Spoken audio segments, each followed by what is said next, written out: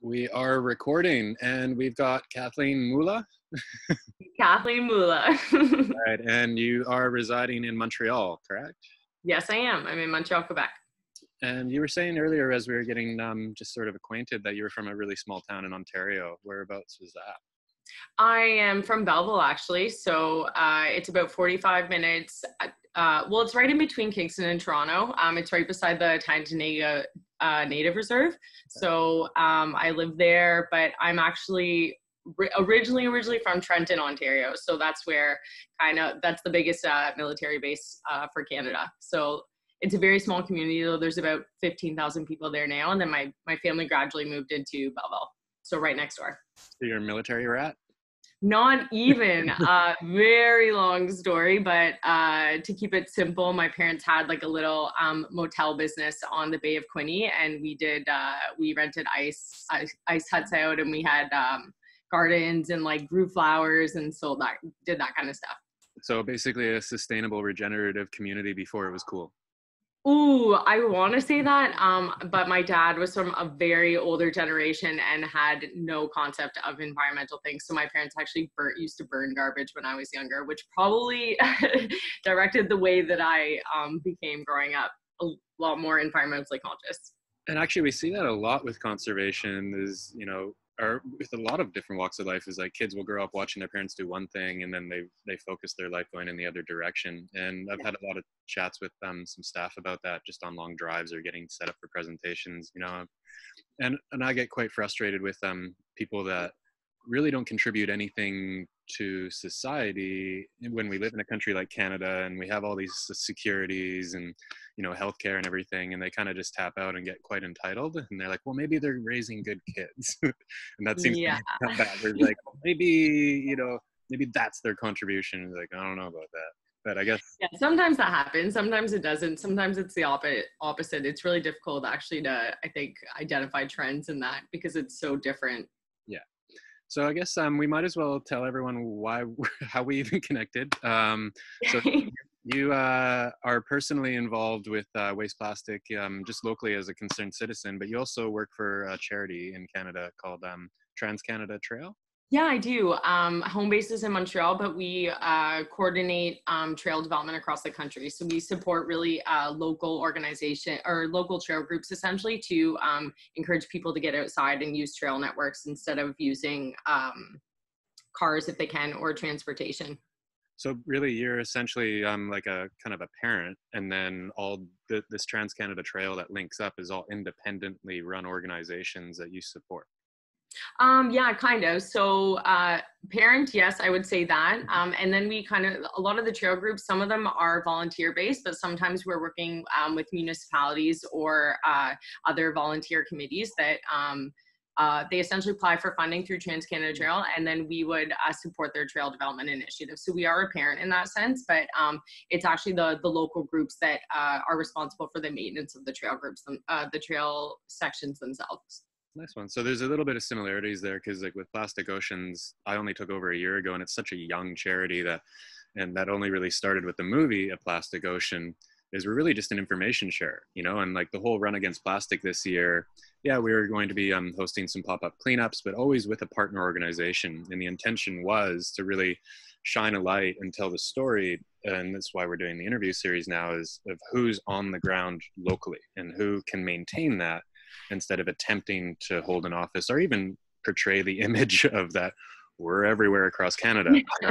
We called it Canada's largest consolidated cleanup in history for the Run Against Plastic because it was going to be through the efforts of everyone we met along the way.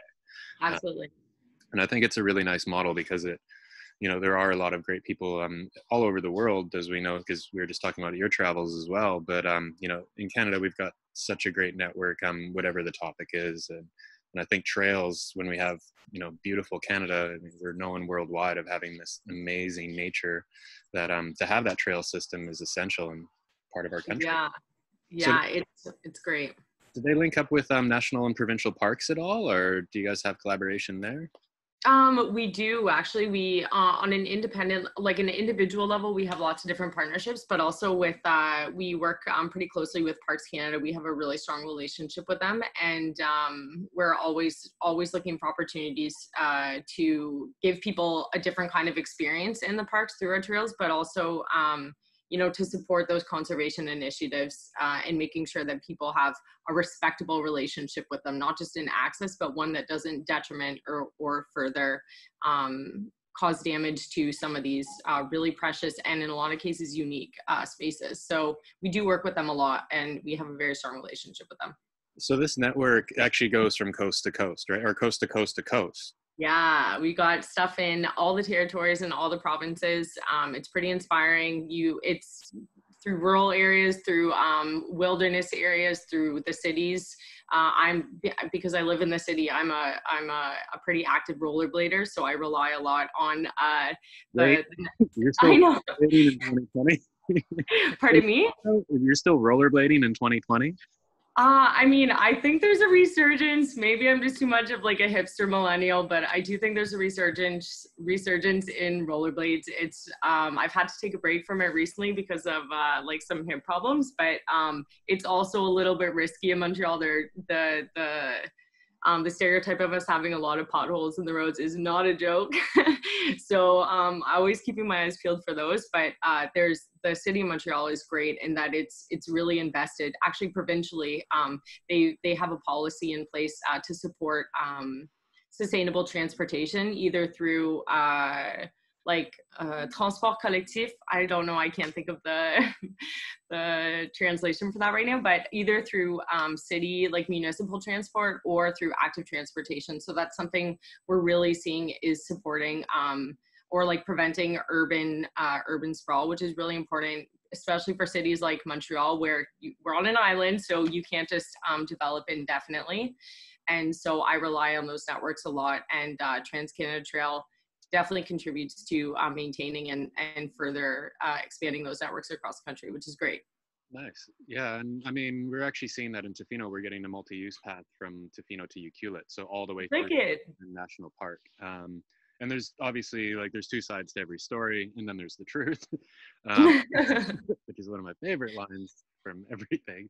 But yeah, we've always had a really good path. I moved out here 20 years ago, and we had a good path just at least kind of by the national park border all the way to town. But now they're actually extending that all the way to Yuki, which is really cool because yeah, I mean, I think it's going to reduce a lot of people's footprint because they come out to here to see Pacific Rim National Park, so now they can actually self-propel all the way through it. And yeah, for those that aren't into that, I mean, there's little electric bikes and even electric skateboards we're seeing everywhere, so people can just actually go on a tiki tour. Exactly, it's wonderful. Yeah. So is the job is what brought you to Montreal, or?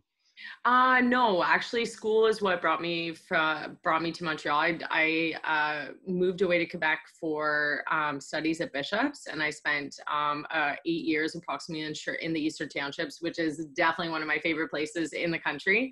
But then I went to Montreal to study at University of Montreal, and I'm doing graduate studies in sustainable development.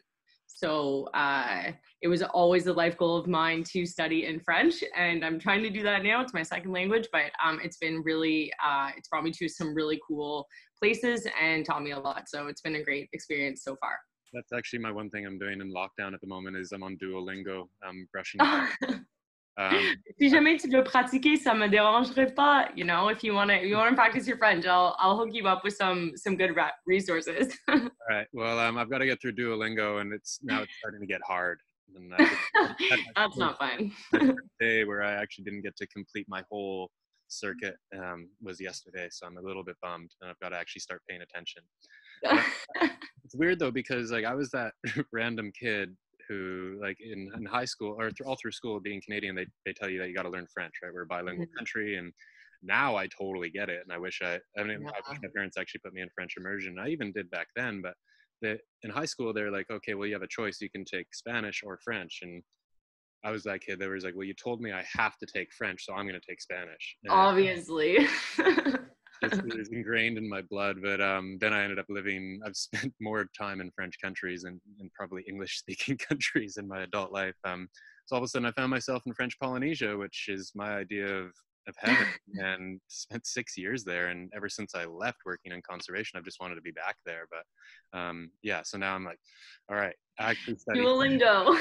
Yeah, might want to get that a little bit brushed up, because that's my apocalypse plan is Escape to French Polynesia. get back down to my boat, which is in Fiji right now, and just get upwind as quick as possible and lock down for the remainder until everything falls apart. There's no issue with that, except some of the French might come in handy.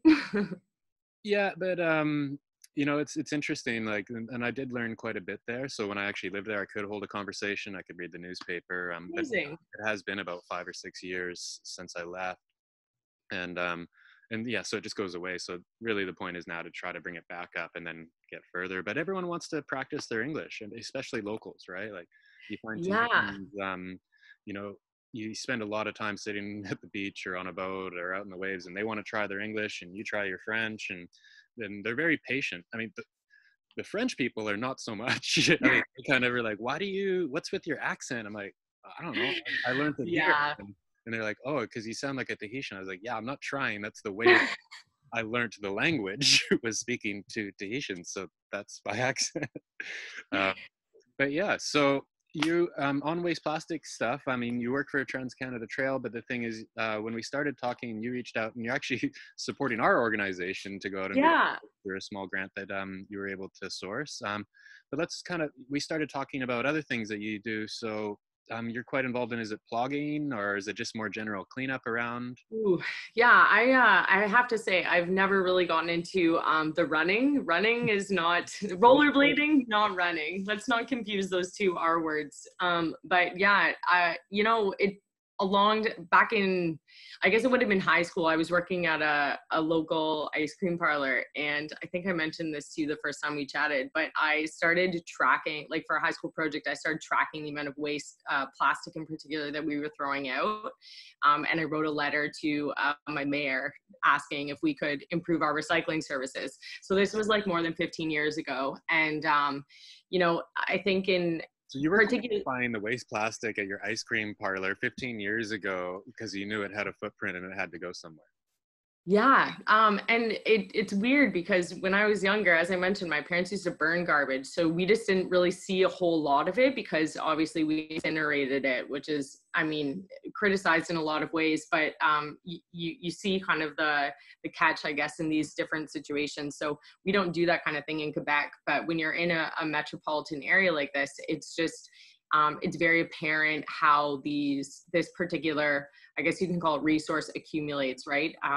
You get big pieces and you get small pieces, but it essentially just breaks down into smaller and smaller and smaller. And it became really concerning to me because years ago, I just started noticing that plastic was everywhere, like virtually everywhere. It's in our clothes, it's around our food, it's the way that we cover ourselves up. It's just concerning. And so I really started looking into it a lot more, and collecting it or picking up trash seems like the easiest way to make a difference besides trying to reduce it on a consumption level. I think that's kind of the first stage within the waste hierarchy that we should focus on. But unfortunately, government is not at that point right now.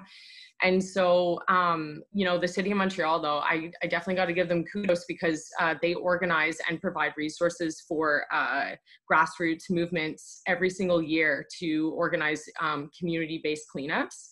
And last year, so the government provides, they'll provide you gloves, they'll provide you bags, they'll provide you essentially set it up on this like online platform, and then anyone can sign up for it. They're called Corvée.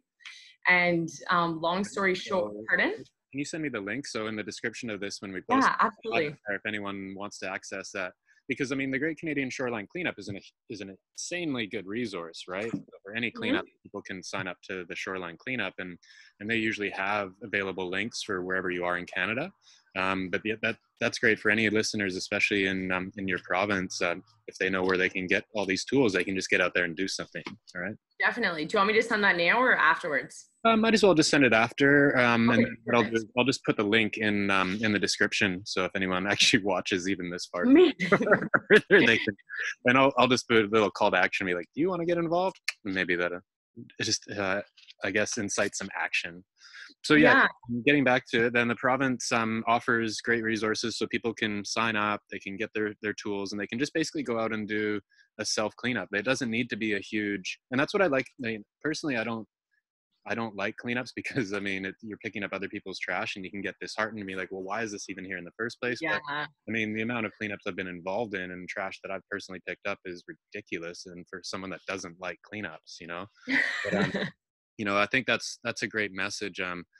So about 6 years ago, when I first started getting into waste plastics, I was working on social enterprise stuff, like trying to do a closed loop apparel line in developing countries, gasifying to alternative fuels. But we teamed up with Take 3 in Australia, and we did a tour from Brisbane down to Sydney with like 45 events. And Take 3 is just like it's the idea is that you just pick up 3 pieces of rubbish every time you walk down So the road easy. or at the beach. In Australia, like they got to the waste plastic thing a lot quicker than Canada, because even at that time all my friends and family in Canada were like, well, no one cares about waste plastic in the waterways because we've got great recycling.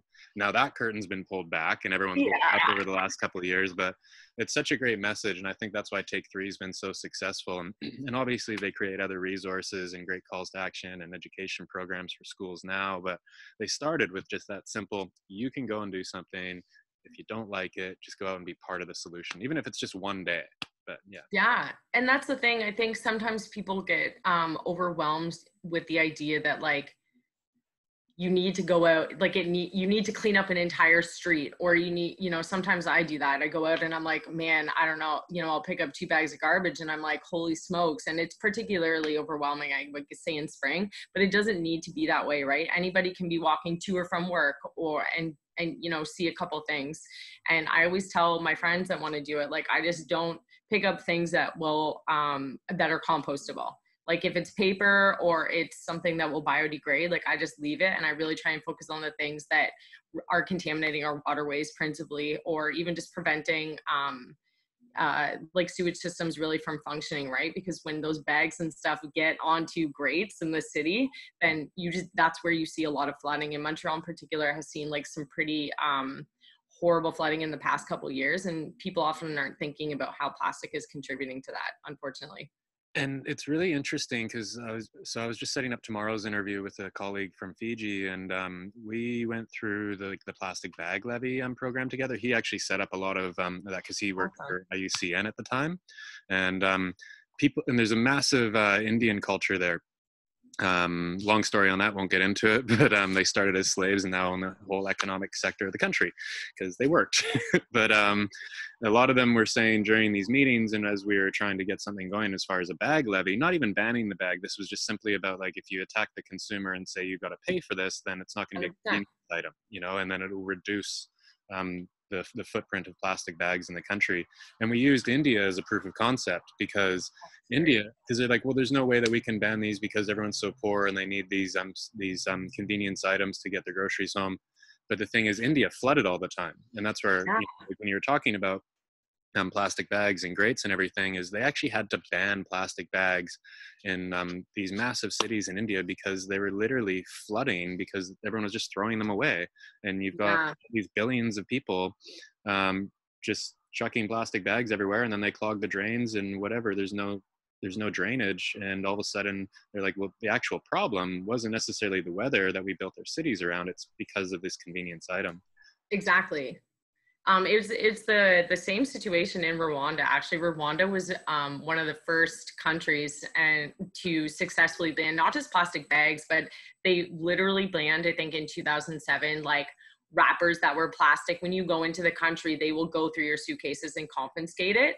And not just in like a coercive kind of way, but they've actually encouraged citizens to you know, talk to their colleagues and their peers and their community members to advocate against plastic. So you can get fined some pretty heavy penalties if you're caught using it.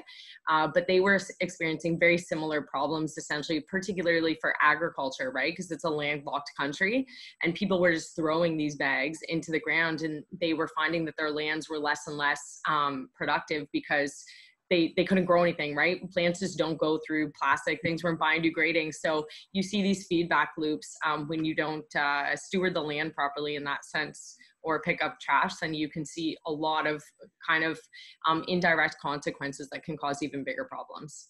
And I mean, that's the thing with waste plastics, is it's such a rabbit hole once you get down, and then it can be quite paralyzing for some people. Yeah. But I think that we can learn a lot from these other countries, because we've had these blinders on, that we've got waste management and we've got recycling infrastructure. And until China actually refused the world's garbage a couple of years ago, and we started seeing, as our country started like scrambling for alternatives, and that curtain did get pulled back, that, you know, like these countries that are operating on less, and their citizens are like really require, you know, whether it's agriculture, they actually are farmers and such, and plastic was affecting the crops or drainage and their flooding and such, that we can learn a lot from them. And it all comes down to minimization, you know. So really the first part that's like, you know, predominant nowadays is refuse. You know, it's like, do we need that? You know, and then great, like we've actually got alternatives coming out, and you know, it's an emerging industry. I'm not sure anyone's really hit the nail on the head yet with compostable alternatives to plastics, because of another rabbit hole. But I was going to get into some of the photos that you shared. So what I'm going to do is screen share, and hopefully there's nothing incriminating on my desktop. And the good thing is there is. So some of these that you showed me of the bins, is this through some support that your province set up? Like, I'm going to pull this one up. It's just opening. There we go. So was this just yourself, or was this through like what the province offered you as far as like getting supplies? Actually, no, this is just my personal initiatives. Last year I participated in a couple of the city ones. I don't know if they run it at a provincial level, but Montreal does a great job giving these resources. And I'll share that link later, but this is right around the corner from where I live. So I'm really trying to do like a street a day, which is seems like it's not a lot, but in the spring, you know, when all the snow melts, and we get lots of snow here, which is probably different than out in Tofino, but when the snow melts, you just see kind of the consequences of some of the poor city infrastructure systems that we have in place, because unfortunately garbage bags get run over by snow plows, or they're dumping garbage and then it gets buried by snow, so you don't see it. So the spring melts, and the songbirds really shine light on some of the things that we can do to improve. But this is personal initiatives. As I mentioned, I'm trying to reduce my own waste. So I just have like, excuse my French, but a shit ton of garbage bags or plastic bags that I was using for recycling, but I just have really tried to reduce in general my waste. And that's from around the corner. This garbage picker that I have is a great investment. It's like $4 at your local hardware store. And I think it's actually for like people that work in stores to like grab cans of, you know, soup from the top shelf, but I use it to pick up garbage. It's a great workout for your arm muscles, and it keeps things, particularly in these precarious times, sanitary, and it's easier on your back as well. So just a casual couple tools really that you need, and a fanny pack, of course, to put more plastic bags in to collect garbage. So you're walking around, or not walking around, you're rollerblading around in a fanny pack with a garbage picker upper, with a bunch of garbage bags. But I mean, hey, yeah, we need leaders in this world. And I mean, pretty fun. This actually brings up a couple of things, because I think we talked about this on the phone. But you know, when we had to pivot off of the run against plastic, and one of the reasons that Andy's so set on getting out in a couple of weeks, and we're definitely gonna assess everything, and as we're watching everything evolve, but was the melt off that you just talked about. But you know, we were kind of promoting people still getting out there during this time and doing a cleanup if they feel like it's safe. And you know, there's a lot of different opinions right now. There's some drains that you were talking about and showing how everything really, this is a really good photo showing how everything does end up in the ocean at some point, right? People think that we get a lot of kickback from people in Alberta being like, oh, no oceans around here. And like, well, there's 38 rivers and however many lakes, like that, everything, the ocean's downhill from everywhere, right?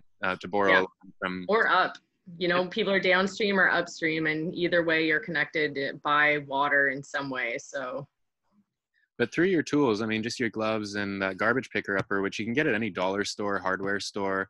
I know I've had to go and strip a dollar store like multiple times running in, be like, oh, well, people are going to want to stay sanitary, but people can still take this time while we're social distancing and get out and actually still do a cleanup and keep themselves safe during this time, because of just a couple of really quick items that don't cost a lot of money. I mean, exactly.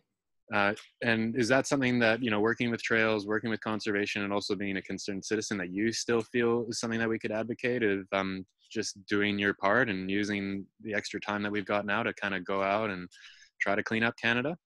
Yeah, I mean, I think it really, of course, it's what people feel most comfortable with. But if there's anything that will prevent cabin fever, it's getting outdoors and seeing the trees bloom and hearing the birds, sing their spring sonnets. And I think that if anything, that's motivation for people to be taking care of the planet, because while we're stuck indoors, you see the life is still moving on and moving forward for a lot of other species, whether or not we want to be part of that or not. But it's a really cool way kind of just to like get back in touch with yourself, I think, and do pay it forward for yourself, for your neighbors. I've had lots of people be like, do you work for the city? Like, thank you so much. And it's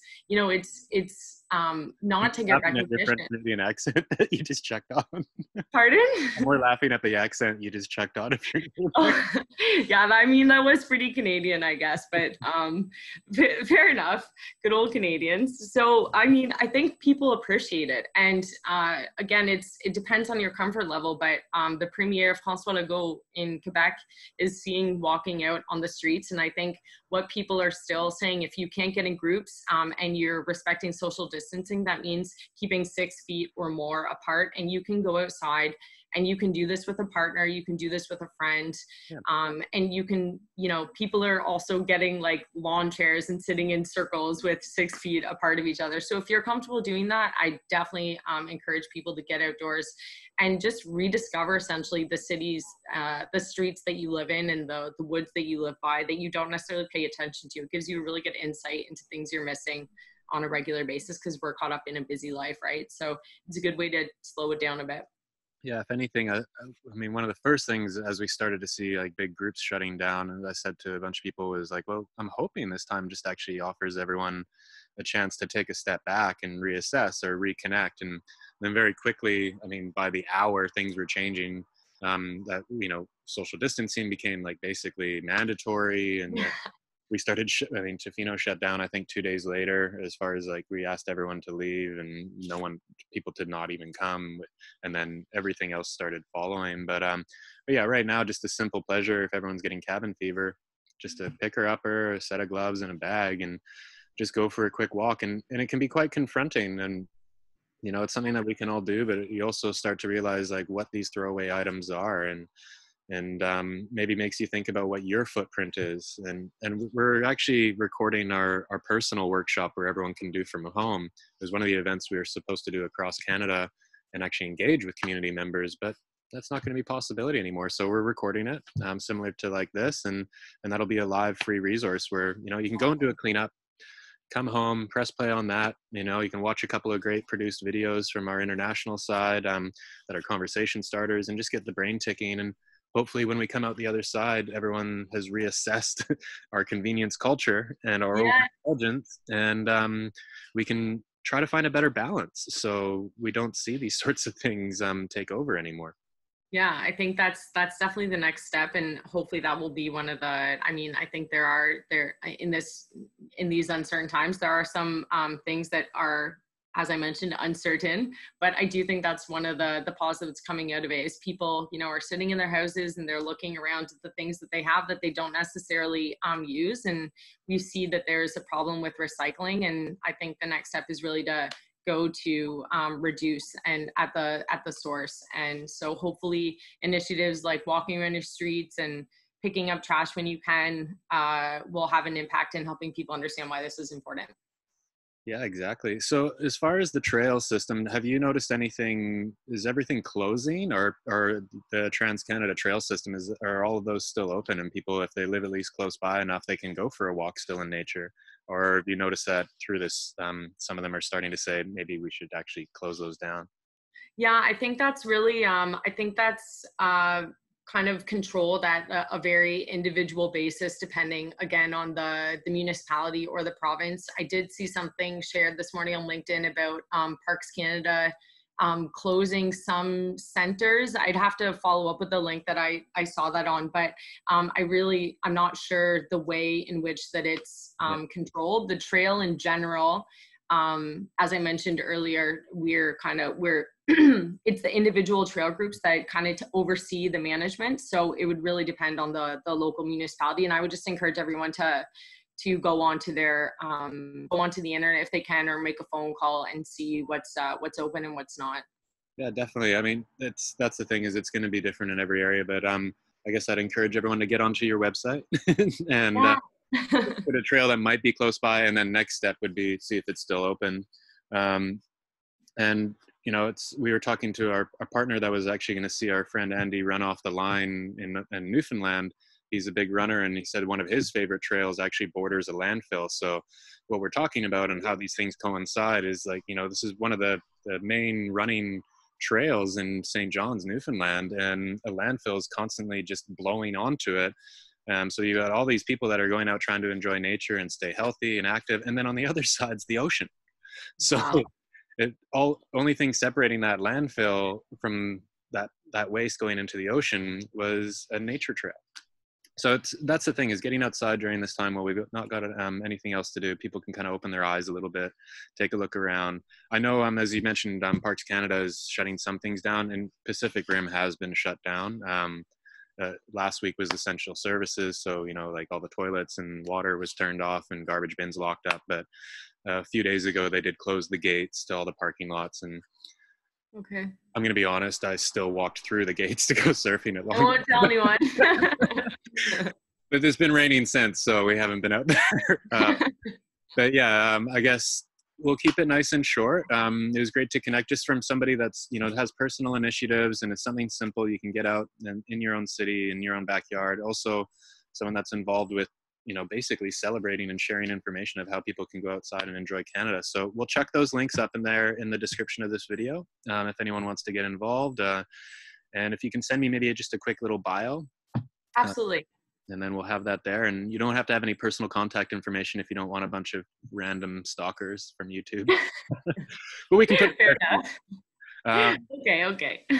We're connecting on Sunday, and I guess we all don't have too much to do right now, but yeah, really appreciate it, and hopefully we can get some people headed over to that website and getting out there while we can, because hopefully once we see the other side of this, we're still going to be able to travel around Canada, and maybe that's what we get, is a Canadian summer for everyone. So I think that's getting onto the TransCanada Trail Network is probably going to be something for everyone.